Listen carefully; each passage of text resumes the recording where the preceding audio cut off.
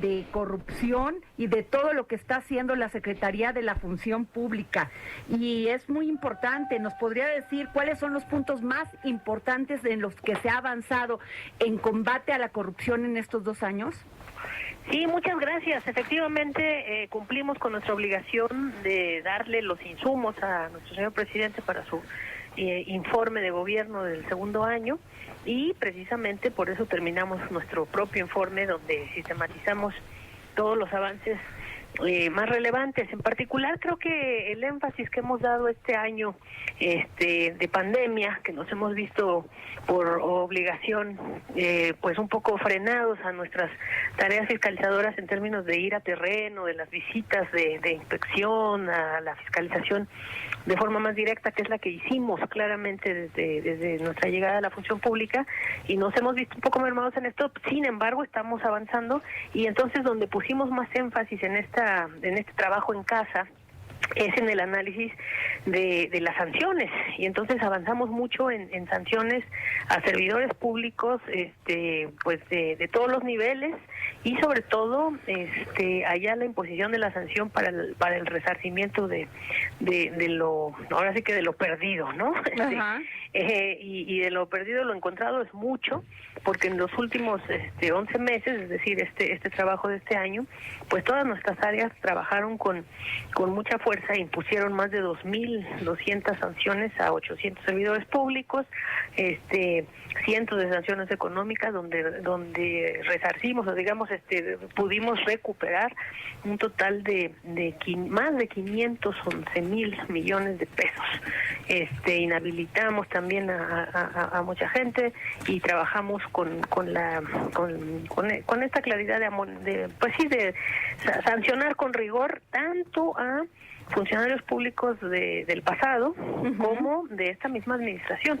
Es decir, trabajamos mucho poniendo, como nos ha instruido el presidente, el ejemplo, ¿no? No dejando pasar absolutamente nada en este nuevo gobierno que está comprometido con el combate a la corrupción. Entonces, por ejemplo, te comparto que en migración, que es uno de los temas, el Instituto Nacional de Migración, que es una de las instituciones muy problemáticas, dado todo este éxodo que a veces se da de Centroamérica hacia nuestro país en su búsqueda de llegar a Estados Unidos. En esta orientación, por ejemplo, castigamos con mucho rigor, con mucha fuerza, pues sucesos muy terribles como el lamentable fallecimiento de una niñita de origen guatemalteco, que se dio precisamente dentro de las instituciones de este Instituto Nacional de Migración.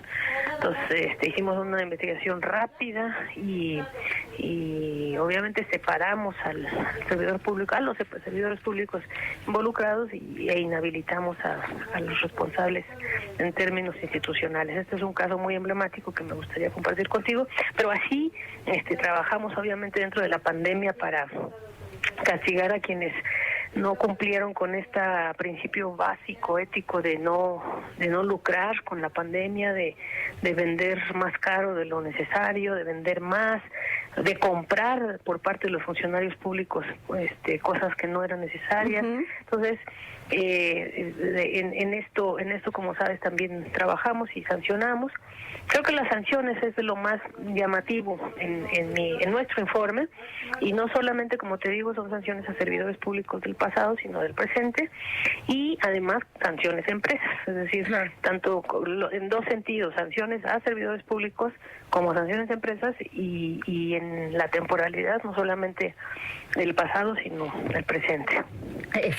Secretario, usted menciona que lograron más herramientas legales contra la corrupción, ¿sí? Que tras una contradicción de tesis promovida por la Secretaría, la Suprema Corte de Justicia de la Nación determinó que la función pública es la autoridad competente para sancionar faltas administrativas graves cometidas por personas servidoras públicas antes de julio del 17, al elevar a rango jurisdiccional el criterio híbrido administrativo para sus sustanciar, investigar y resolver los procedimientos que se iniciaron durante la vigencia de la actual Ley General de Responsabilidades Administrativas, porque nos quedó como la duda, esto nos queda claro, pero ¿por qué los senadores también querían hacer ahí pues un comité para sancionar la corrupción? No entendimos. No, mire, sí, gracias por poner este ejemplo. Logramos desde la función pública, por una iniciativa propia de tu servidora como secretaria de la función pública, someter ante la Suprema Corte de Justicia, que es nuestra instancia de mayor preponderancia a nivel de la Federación para la Justicia, le sometimos una contradicción de tesis, porque decíamos, hay contradicción, Suprema Corte de Justicia, entre qué ley vamos a aplicar, si la ley abrogada por las reformas constitucionales que se dieron precisamente en 2017, justo antes de que entrara este gobierno, en donde la ley federal de responsabilidades administrativas nos daba a nosotros, función pública, la posibilidad de sancionar de forma directa la corrupción, sobre todo, sí, las faltas administrativas, donde se integra, obviamente, se considera la corrupción. Y entonces la contradicción era entre esa ley ya abrogada y la ley general de nuevo cuño, que entró en su vigor precisamente después de 2017, en finales de 2017, es decir, ya con este gobierno. Y fue un gran logro, porque efectivamente tomaron muy en serio nuestros argumentos legales los jueces máximos del país para darnos luz en términos de que sí seguimos siendo esta función pública la que, si se trata de investigar y castigar faltas que se cometieron durante 2017 o antes, somos nosotros los que, a pesar de que ya está abrogada esa ley, podemos sancionar. Entonces eso nos da la facilidad de lo que te decía en mi primera intervención, de que estamos castigando no solamente pues lo que nos toca, que es nuestro nuevo gobierno, sino combatiendo la impunidad del pasado. Claro. Porque la Suprema Corte de Justicia dice sí es la función pública la que tiene en sus manos la posibilidad de sancionar faltas graves. Aquí la contradicción era también que con la anterior ley, la ley federal, no había diferenciación entre esas faltas graves y faltas no graves. Hoy sí tenemos faltas graves y faltas no graves. A nosotros nos corresponde las faltas no graves propiamente, y las faltas graves se las tenemos que turnar muy bien sustanciadas a los tribunales administrativos, al tribunal administrativo. Y entonces esta herramienta legal que surge a iniciativa de tu servidora, de la función pública en general, nos da los elementos para que tanto faltas graves como no graves se sigan sancionando o aplicando la sanción desde esta oficina, desde esta Secretaría de la Función Pública, siempre y cuando se hayan realizado antes de 2017. O sea, nos da toda la posibilidad, Adriana, de combatir la impunidad del pasado. Claro. Secretaria, buenas tardes, le saluda Andrea Merlos. Fíjese que leyendo un poco lo del informe, de repente el discurso de combate a la corrupción suele ser muy polémico, pero en cifras, como usted dice, está más que puesto en la mesa. Y una de las cosas que creo que se ha llevado muy bien es el tema de la austeridad, este ajuste de direcciones generales, que yo recuerdo desde que usted entró a la función pública era algo que se puso mucho en el dedo en la llaga, ¿no? El tema de direcciones generales adjuntas, cientos de ellas, pero sigue pasando, ¿no? Recién se anunció la desaparición de 10 subsecretarías que de alguna manera estaban de más.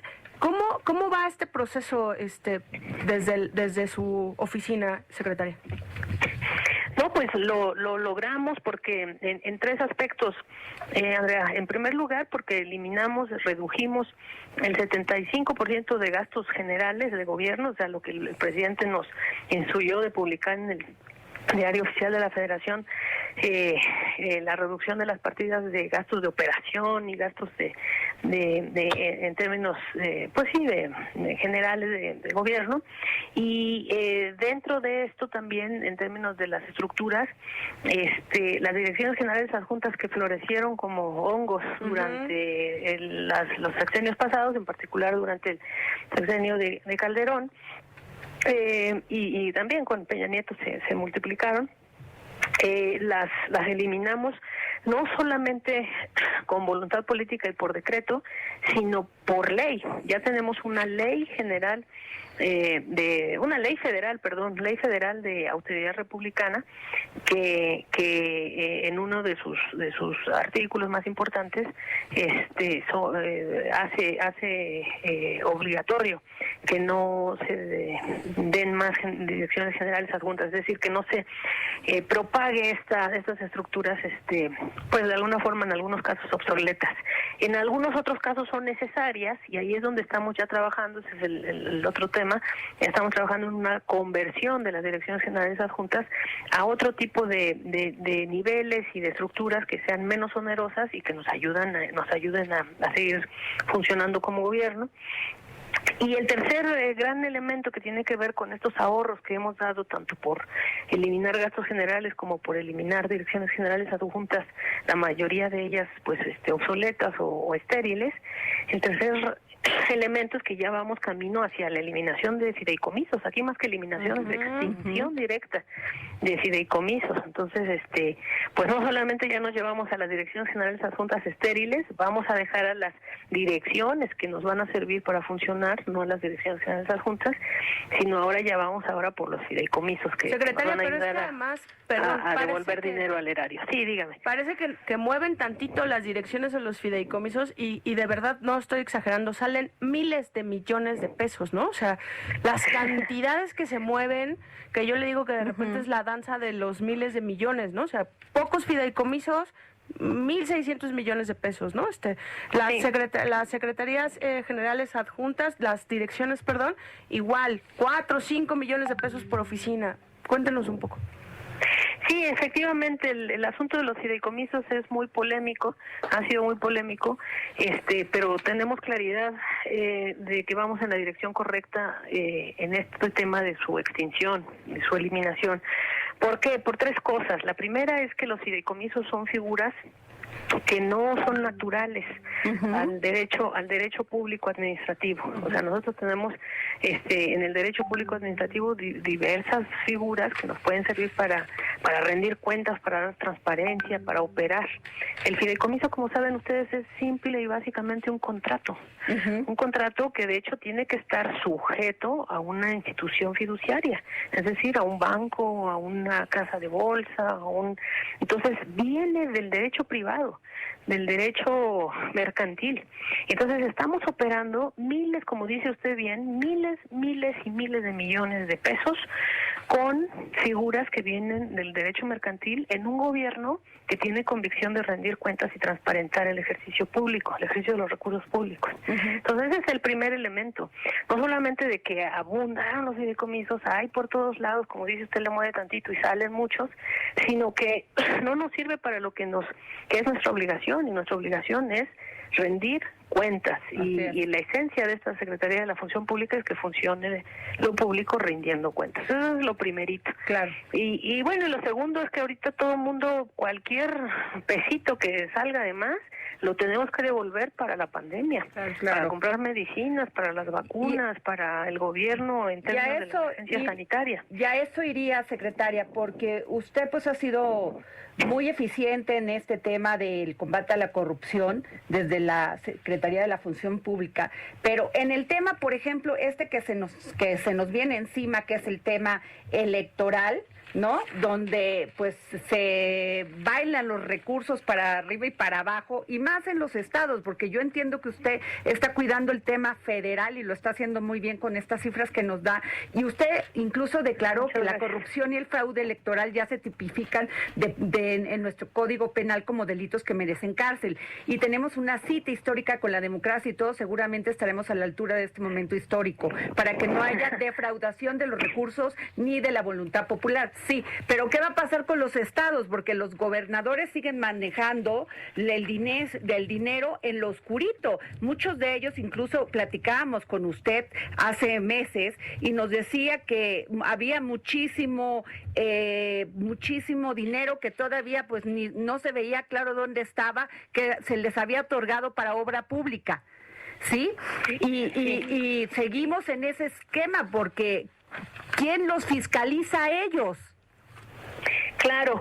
No, mire, efectivamente tenemos mucha claridad aquí en la función pública de que esto de la corrupción... Y que no usen el dinero para las campañas políticas, porque eso siempre pasa. En efecto, Adriana, ese es el meollo del asunto. La corrupción no es un asunto tradicional de una mordidita aquí al viene, una mordidita allá a un trámite. La corrupción no puede ser vista a partir de mordiditas discretas, sino de engranajes estructurales que ayudan a objetivos de defraudación muy grande, muy grande, como fue el caso de Pemex, como fue el caso de nuestra industria económica. Claro. Es decir, las defraudaciones verdaderas de la corrupción tienen un vínculo directo con una suerte de doble traición o doble defraudación.